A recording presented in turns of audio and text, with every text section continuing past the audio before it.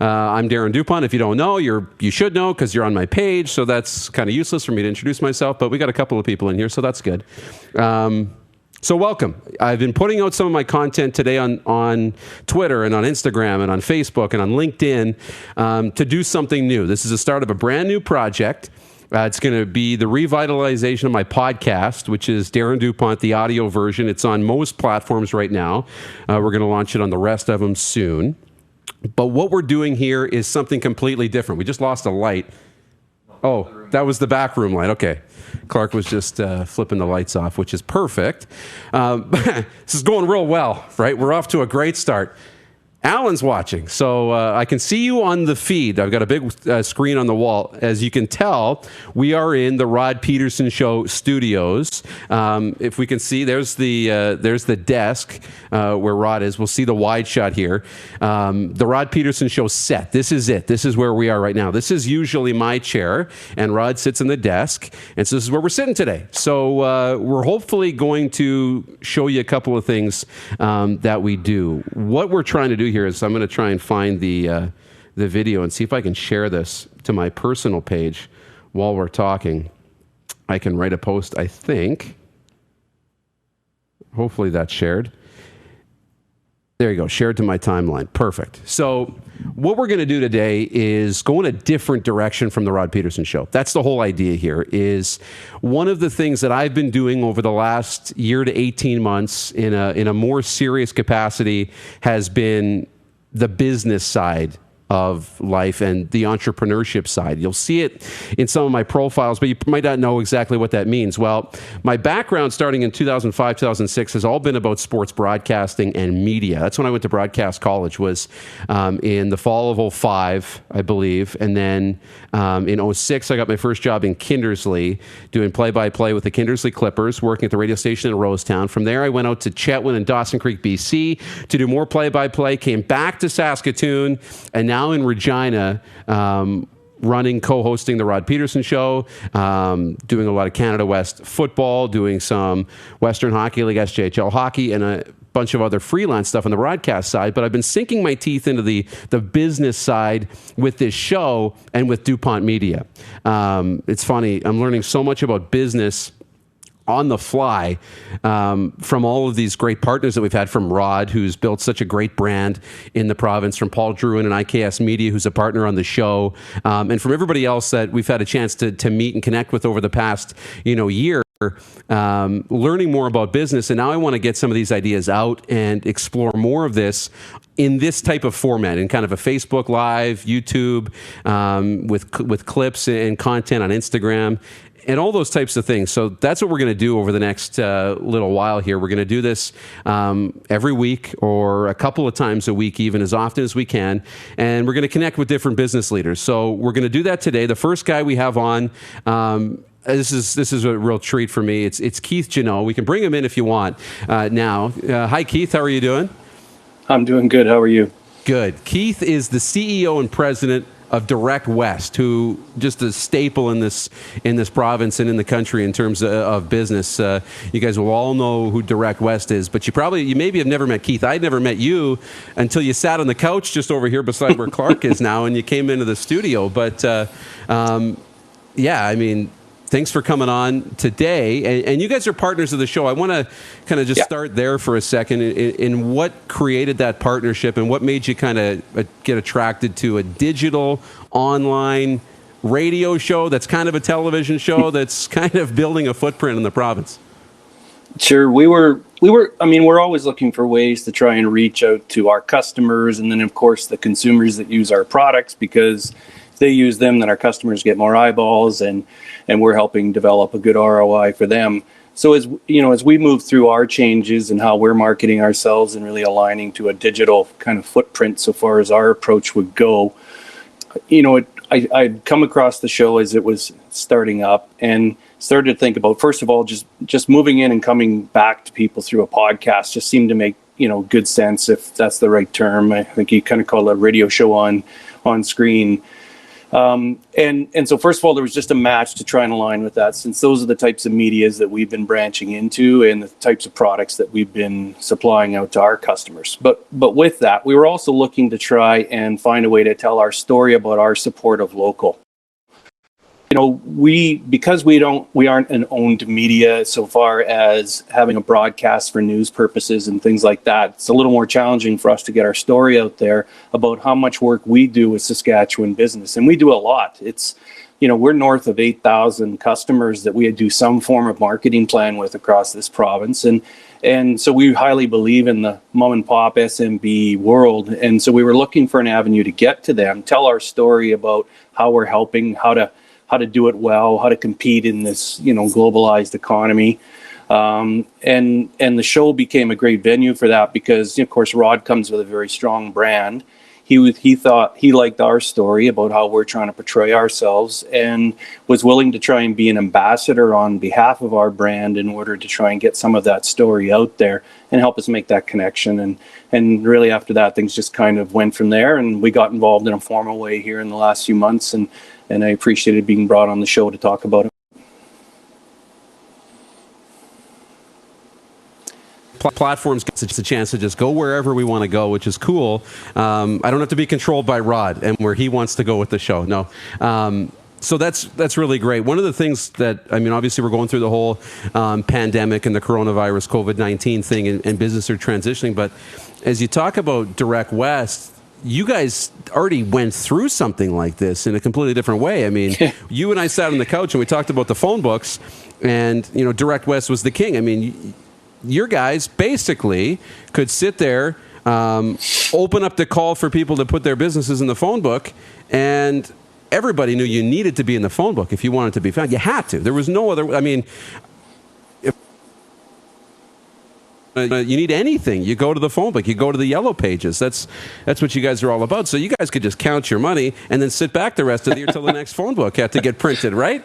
But something changed with the whole digital transformation, and so your business changed completely, and you guys had to adapt, right? What was that transition like? Take me through that transition. Sure. First of all, I wouldn't compare it to the current day situation simply because what's happened to business here has happened in a matter of days and weeks, and it's been paralyzing to many. So we had a lot more runway to make our adjustment so far as making the shift to what is a medium that's starting to, frankly, lose a lot of usage and move into ones where our customers need to be. And so we had some time to work at it without needing to, get transitioned overnight. But, the path really for this centered around the fact that as consumer search behavior changed and it started to move online and of course into many different facets, whether it be search engine, social media, reviews. People are consuming their information, searching for it in new ways than they had in the past. Our customers were needing to go there, and some were asking us to take them there, and others we've had to try and drag along with us in order to do that.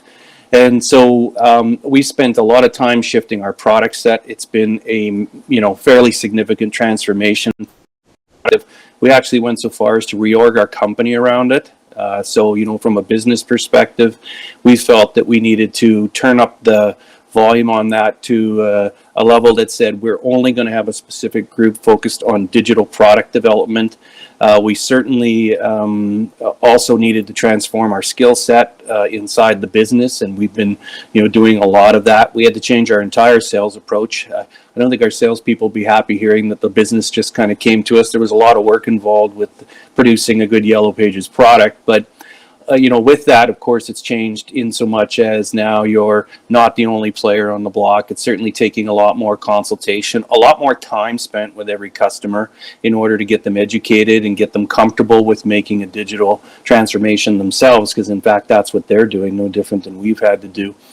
And so we're working through that as well from a skill set transformation, and we've had to do it, culturally inside our business. A lot of people didn't come to work here that many years ago to have to go through this much change, but here we are. It's happened, and we have to adjust. And so we've had a lot of different transformational change that we've had to take on as a business. Some of it's gone really smoothly, and as you can appreciate, sometimes it's hard.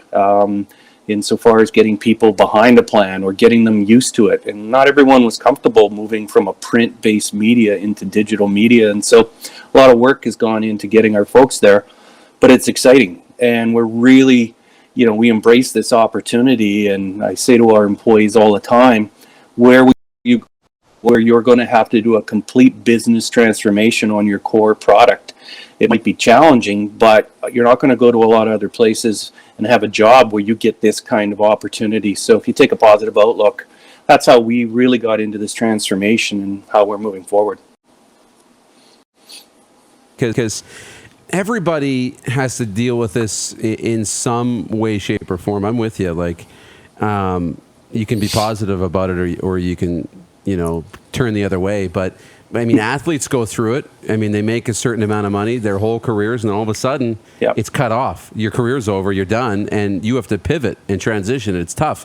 That expectation that everything should always continue and can continue to grow up and continue to grow forward, and then when it doesn't, we don't know what to do, right? I mean, it's easy to fold a tent and go the other way. And that's kind of what I think from business owners and things that I'm talking to during this time is that, they're used to running their business one way, and it's hard to see any other way to operate the business.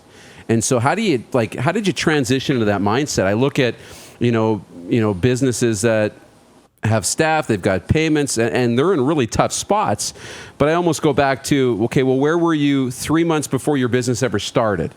You didn't have any money. You were going into debt, taking on all these new expenses, but you were excited. You were promoting the business. You were building a brand, and you still have to continue to build a brand during this time. And you guys had to, as the Yellow Pages revenues were going down, and you were transitioning into digital. How did you keep the mindset, in the right place? Because that's the most important, I think.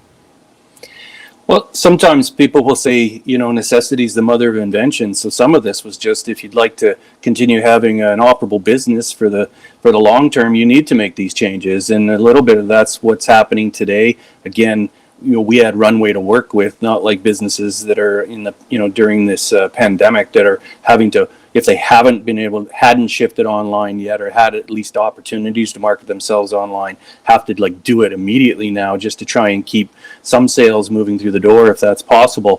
For us to get people, certainly behind it, on one hand, it's challenging for people who are really in love with the old product set and, truly bled yellow, as we like to say, and could see the power of what it was doing for our customers. And on the other hand, is we're as any business does, we have a certain amount of influx of new people into our business, and they were completely focused on the new direction. So we were mixing these two sets. Sometimes it's generational. But putting these people together, and they kind of balanced each other.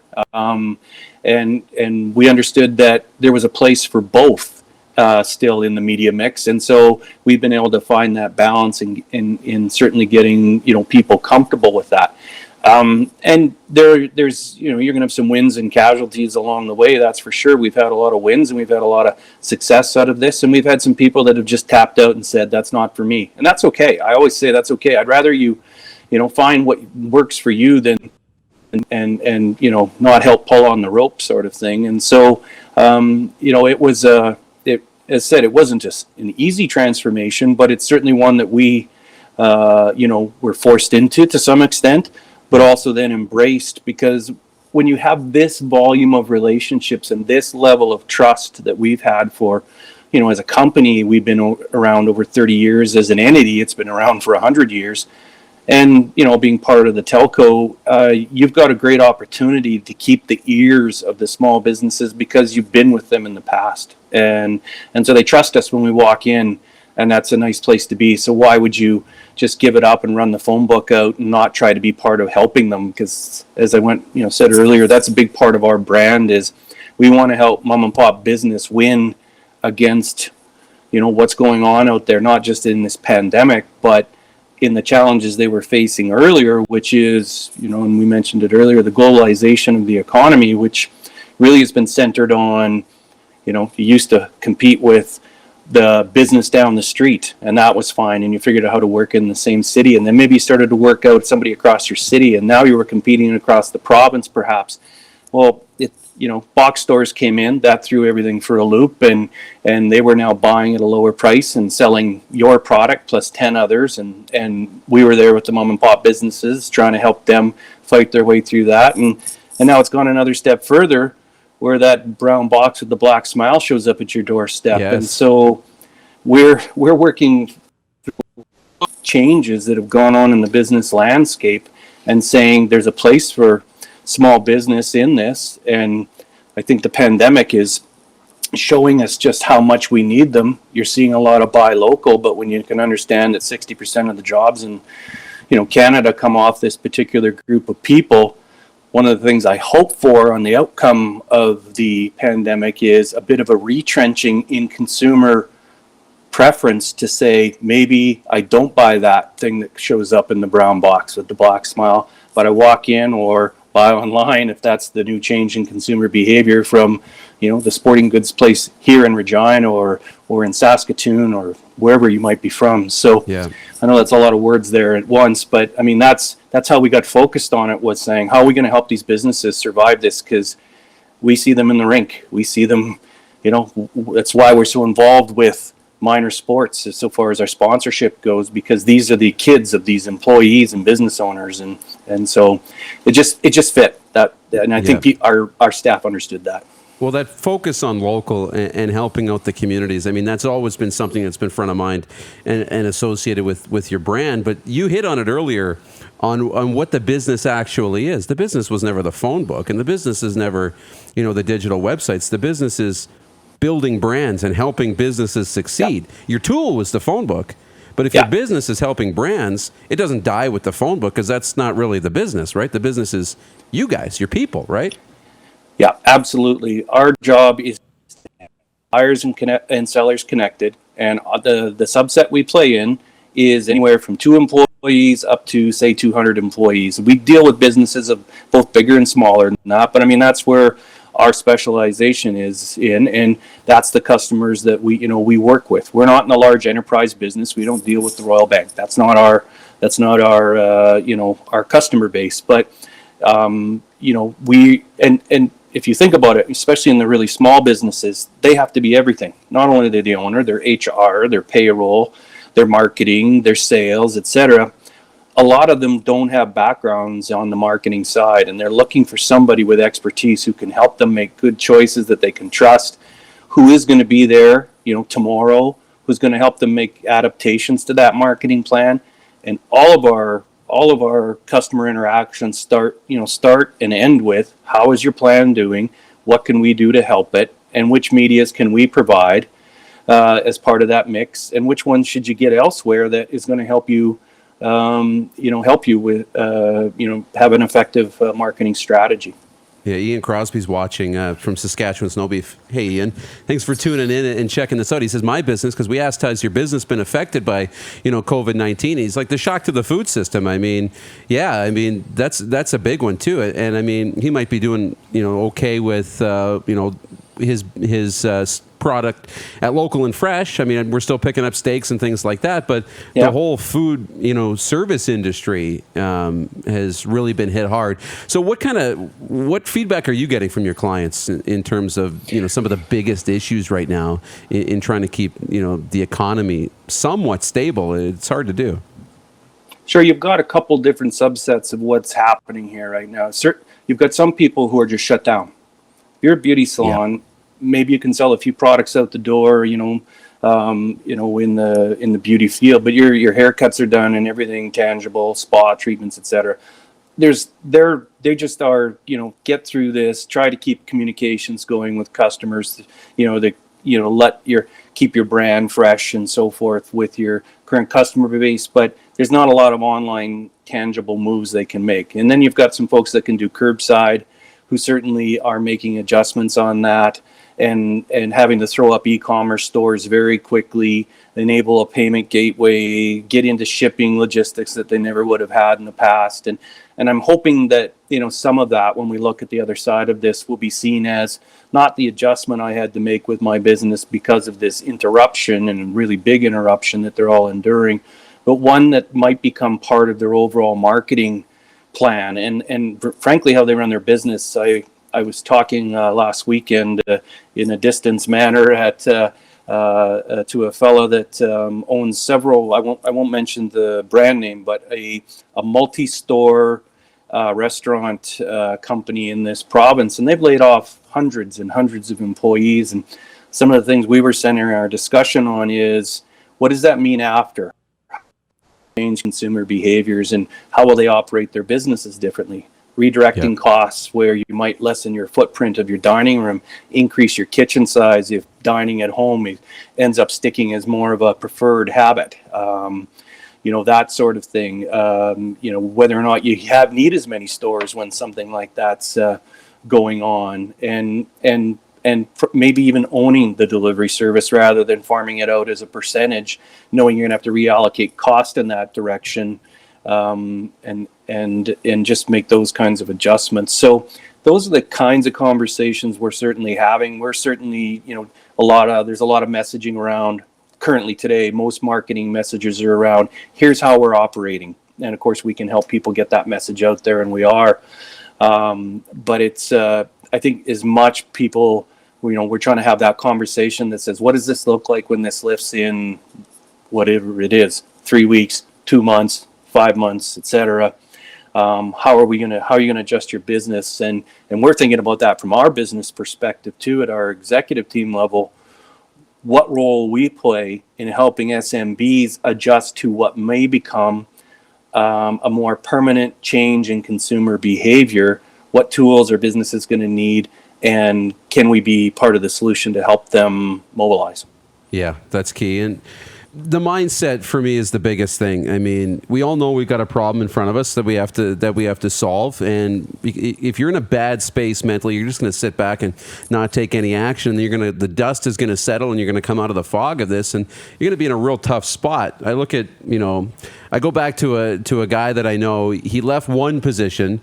This is a few years ago, where he's probably making $45,000 a year, maybe $50,000 a year, and he's got a great skill set in sales. Went to sales, and he's easily making six figures now. He might even be making $200,000 a year, and COVID has just hit him right in the teeth, right? And now he's probably lost half his salary. I mean, in terms, because he's on 100% commission. So now you're down making $100,000 again. Well, he's in a really tough spot. But 3-4 years ago, when he first took that position, and he went from making $45,000 to say $85,000 his first year, he's pretty excited. He's pumped. He's on the road up. But when you hit that same place on the road down, it doesn't feel the same. So how do you control the mindset to be positive and optimistic when things are really, really not good compared to, let's say, 6 weeks ago? Sure. I mean, some of it is understanding that, businesses have certainly gone through cycles in the past. I don't recall one that had this fast and this dramatic an impact as what we're dealing with at this time. But I mean, we had the '08 crash. We've certainly seen our oil down here for quite some time in Western Canada. We've seen, cattle prices through the floor at times, and grain up and down too. So it's not like businesses aren't used to having to weather some of that kind of storm. So there's a certain amount of resiliency that's just built into the Saskatchewan psyche, which I think is, positive, and that's going to help certain people certainly move along. And of course, we have that inside ourselves too. It's, I think if we're given your time around sports, it's probably one of those things you hear about why, Saskatchewan hockey players are usually so popular with any level of hockey. It's because they come with a certain amount of, guts and blood and sweat type thing that, they're going to move forward. So certainly, that's just part of the DNA of the people of our province, and certainly go forward. I think, where we're trying to assess a little bit will be, in your example there, if the cost base that person's carrying is still manageable, well, then that's terrific. Where get a little bit worried for some businesses, which, again, is going to be, even with a wage subsidy, do they have enough margin to even get through the period of whatever this would be? But that's looking a little more on the negative side. But we have to be, I guess, one, conscious of that, because that's our some of those folks are our customers, but also, you can't ignore that that not everyone has the runway to get through this. But for those that do, I just think it's part of that overall resiliency. And I mean, we live it today too. I mean, we're certainly, you talked about your friend there with the sales job that's fallen through the floor. Well, that's our prime thing we do here is market our programs, so sell them. Yep. And every conversation we're having is, I don't want to make a decision on that right now. And so Right. we're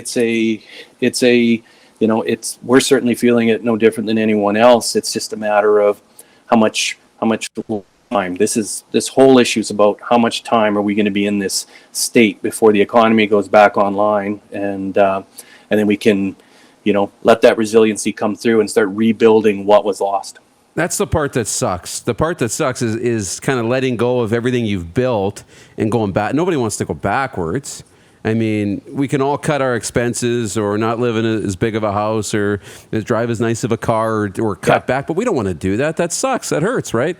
It's getting over that hump of, okay, we might have to unfortunately lose a few good employees in order to save the business, right? Cut off the arm to save the body. And it's not easy decisions to make. And I know, like somebody like yourself, or as an entrepreneur running a business, some people look up to, a lot of people will look up to you and be envious, running a business and being at the top, but it's lonely at the top. There's nobody to turn to when you got tough decisions to make. Everyone's looking at you, right?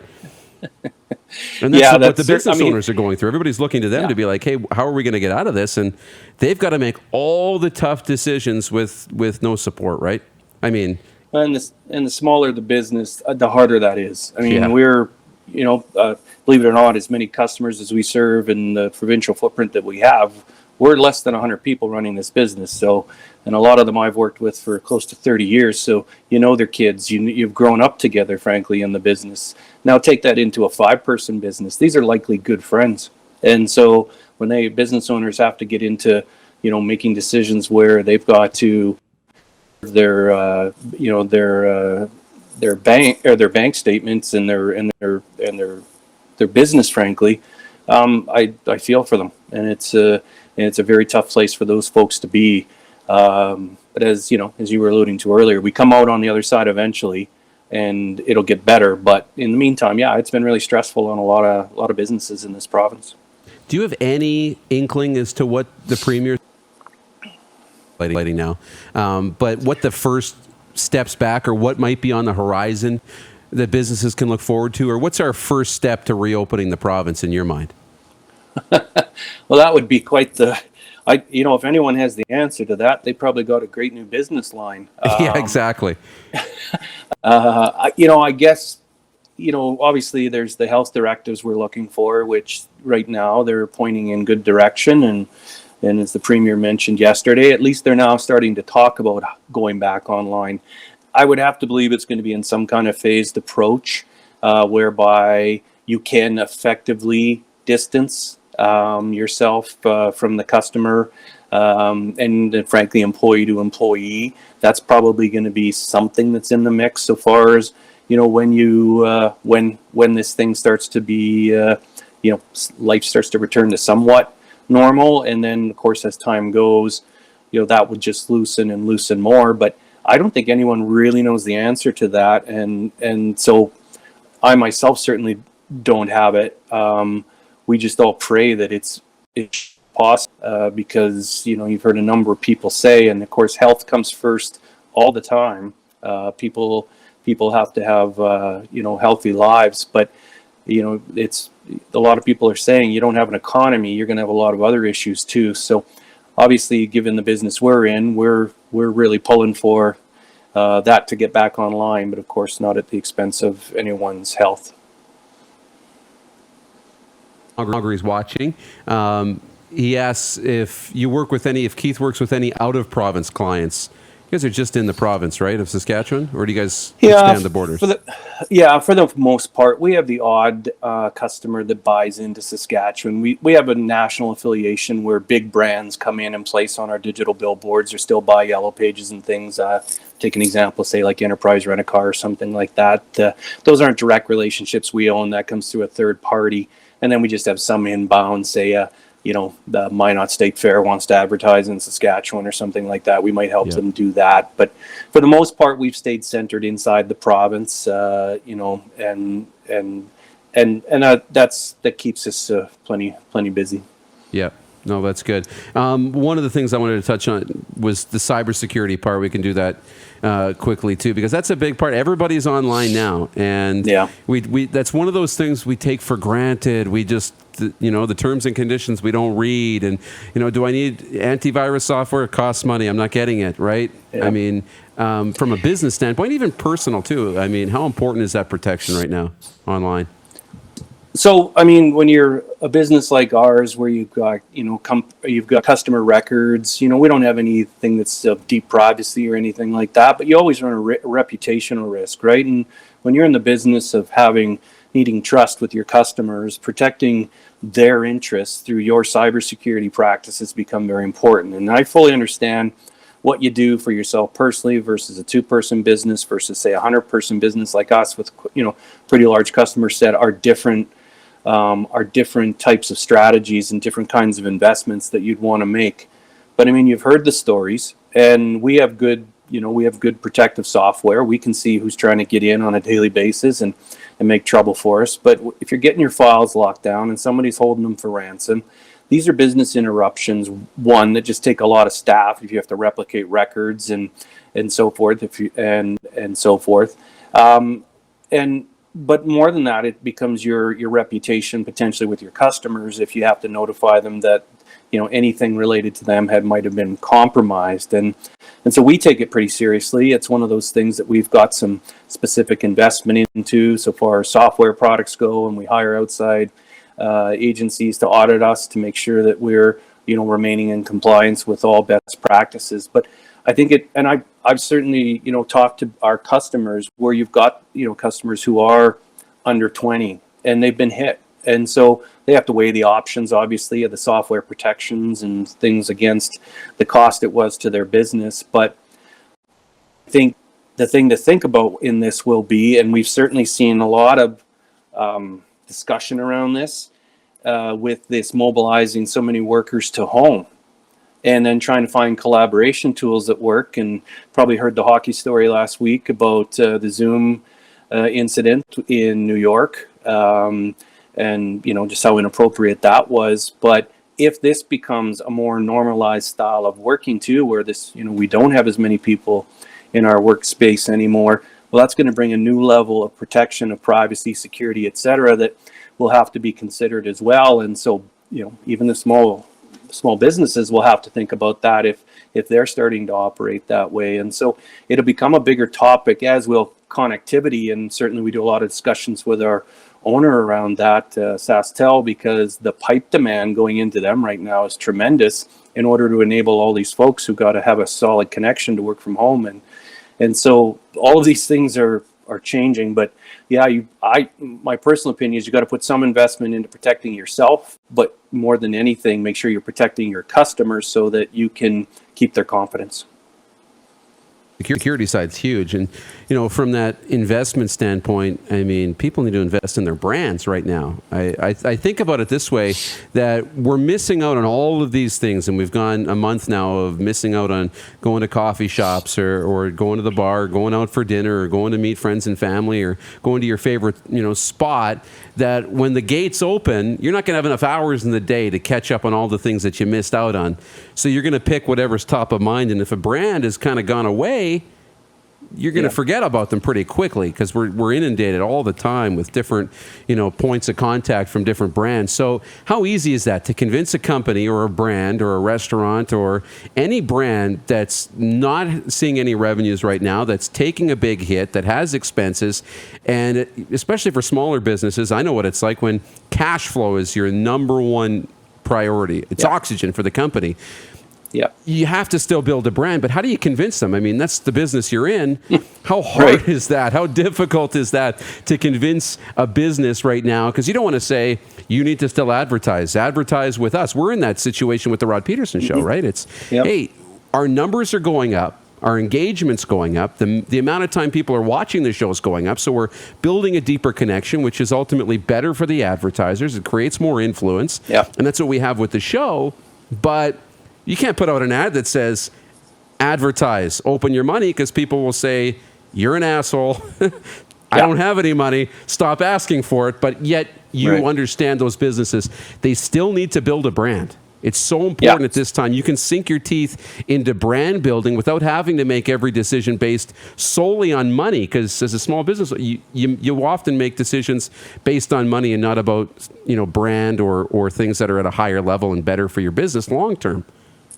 Yeah, you're right. It's certainly harder. Yes, it is. I mean, when people's cash flows have dropped, you're not going to be. This will be one of the places you're going to try and find some of that budget, especially if you're at the point where you're having to consider that or let that staff member go. So certainly depending on each business situation, the folks that have formal marketing departments, those kinds of companies, or those that have gotten to a certain size, they basically understand the value of keeping a brand going during challenging periods. Certainly it's a lot tougher with those folks that are smaller business in nature, but I think you really keyed on it, and it's certainly the change we pivoted to in our business, which is you kind of turn off the whole product advertising piece and you start focusing on support each other type messages. And then, for us, it's telling the story of our customers who are still operating, how they're operating, how you might reach them, and so forth. But even those businesses then are operating. They have to have a message inside their brand that says, we all understand everyone's hurting. We're still here to help you and here to serve you, and think about everyone else at this time as well. So there has to be a lot more compassion and a lot more, we're in this together type approach in the brand. Otherwise, you are 100% right. You will be perceived as only in this for yourself, and frankly, tone deaf to what's going on in the business landscape or consumer landscape, for that matter. And it will damage your brand. You can do exactly the opposite. So these are the pieces of advice we're giving our customers who still wish to put and keep, and of course, it's a good idea for them to keep their brand out there. Everyone's in the cash flow position to be able to do that. We certainly get that, but those that can do it. And it doesn't always have to be done in an expensive way. If you're managing your own social media feed, well, if you put some time and investment into that as you yourself, the business owner, and can keep telling your story, who likely has a little more time these days if they're not as busy on their sales floor or serving orders or whatever it might be, then stay in touch that way. It doesn't have to be through big media buys and things like that. So it just depends on each business's circumstance. But yeah, now is not the time to be on the flashing lights buy my product page. Yeah, this is more about sinking into brand. And the social media side can be really easy. It doesn't have to be fancy created content done by a graphic designer. The easiest thing to do is just document your journey, the businesses you're trying to help, the core fundamentals of your business and who you are. That's as big of a message for your branding as anything. So I think that's really cool, Clark. The MySask 411 app is great, but the blog post is up now, open for business. Can you find that on their page and drop it in the comments so that people can see it? But that's really cool. You guys are connecting with your businesses across the province, and you guys have a list together of all the businesses that are open, or as many as that have contacted you that you've reached out to. So that's one way that you guys are this time. So I like that. Where did that come from? What was the idea behind that? Well, it wasn't an original idea of our own. We saw, quite quickly, I think there's a few local, Saskatchewan businesses who have always been very vocal about support, the local business, ecosystem. And so, because of the nature of MySask 411, it has a list of businesses, it has hours, it has information about how they operate. It just became this natural evolution to tell the story of how they've been affected, but then separate it off into a list where those who are locally minded, especially in the, consumers that think that way, well, especially those that are making an extra effort, not just to run the lives they've always had, but to say, tonight I'm definitely going to order in because I want to help. Well, then here's one of the places you can go get it. And we're certainly not the only ones publishing those lists. And it's funny, I watch my email because they all flash across all of our emails. Our Salesforce, there's like one dinging every 10 minutes sort of thing. Yep. And our folks are scrambling to get them up there as fast as they can. But, it really was just, again, born out of let's do what we can do to try and communicate who is open, who can help, and how they're doing it. That's the biggest thing is we want to support local business. You got to know who's open and who's doing what service, which is really awesome. So that's really great. Businesses that want your help, how can they find you? What's the best way to get in touch with you right now with all the social distancing and stuff? So, I mean, anyone that's currently dealing with us, if they've had a strong relationship with one of our media advisors, they've certainly got all that contact information already. We have our 1-800 number operating. We do, we're open for business. We don't inside our building, so you'll get a voicemail, but those are redirected immediately on to someone who can help you. That's 1-800-667-8201, www.directwest.com. Go in there and email us. In fact, if this reaches some businesses that are out there and they want to have themselves on that open for business list, reach to us. We'll be happy to get you listed up there. And obviously we have a various number of social media accounts and so forth, so you can certainly direct messages through there as well. All of those are being attended to and operated. There's been no change in operations for us, short of I don't know if you can tell I'm in the office, but there's just me in here, and so we're fortunate in our business to have been able to enable 100% mobilization of people into their homes. So that was terrific. We're dealing with all of our customers via phone, video link, etc. And so happy to hear from anybody who's looking for some discussion on marketing themselves, how to do it, what messages to put, or even just to talk, because we find we're doing a lot of that these days too. People just want to talk about what's going on in their business, and we've been around for a long time. A lot of these businesses are generational, relationships, and so yeah, we're here to listen, even if it's just to talk. Like, are you wearing sweatpants? Is it you just put the shirt? I've seen that on social media way too much for business meetings on Zoom and whatnot. Guys putting on the sport coat and a collared shirt and their underwear or sweatpants. So you're in the office by yourself. I guess you're the king of the castle. You can roll however you want. I've been a little more casual a lot of days, but knowing that this was going to involve a video component, I wanted to get like a little more professional today than the hoodie or jeans. I like it. I've been wearing track pants on. I call them my quarantine pants, not on the air, but yeah, I've been a little lax too. Somebody called me out on it. I was wearing flip-flops the one day. So yeah, we're having some fun. You got to enjoy it a little bit as much as you can. Yeah, absolutely. I mean, I joked. Well, my wife's working from home because she's her profession has her there as well, and we'd be sharing the same space. So I think it's just healthier for both of us that I'm in here. So I don't mind coming into the office every day. It's the little things you can do to save the relationship, right? Keith, I appreciate this. Thank you so much. We didn't do a lot of Q&A today, so when this thing blows up and we get way more people in here, we'll bring you on for some real Q&A. That would be terrific. I appreciate you having me. Awesome. Thanks so much, Keith. Keith Jeannot is the CEO and president of Directwest today on the show. And Clark put all of the contact info up on the chat, so you can see that. The Open for Business blog is up there too. So that's cool. Not much else to do here. This will be dumped down on the podcast too. You can subscribe there. The Rod Peterson Show, Monday to Friday on Facebook Live. Find the Rod Peterson Show here on your Facebook feed. It's also a listen live link at rodpeterson.com/listen live. So you can listen to that show every day, Monday to Friday, 10 till noon Mountain Time.